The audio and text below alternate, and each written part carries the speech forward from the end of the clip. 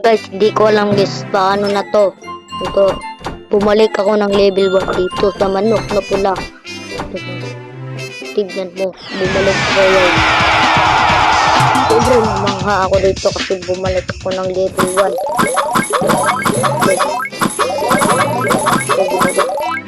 Bumalik ng level 1. Tignan nyo, sobrang liit na ng level ng samurai ko. Doon pa, makakita ko. Wala na. Level 1. Dito kasi yung manok na pula ko dito sa Google Gameplay.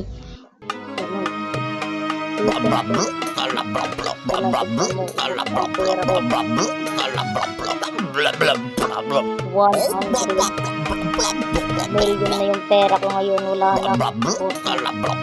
Binubos ng manok na pula. Tignan mo. 13 na lang yung ano ko, 13. Tapos dito rin.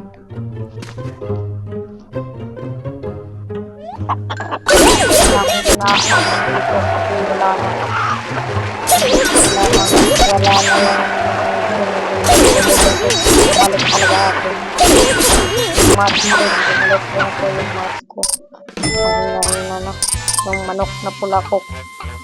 Ganun. Oh my ako yung pag ano ko, pag tingin ko sa manok na pula ko, nabigla ako level 1 pala. Nag-level 1 yung mga ano ko, yung mga manok ko. Nyo, ang hirap-hirap naman magpapapira nito.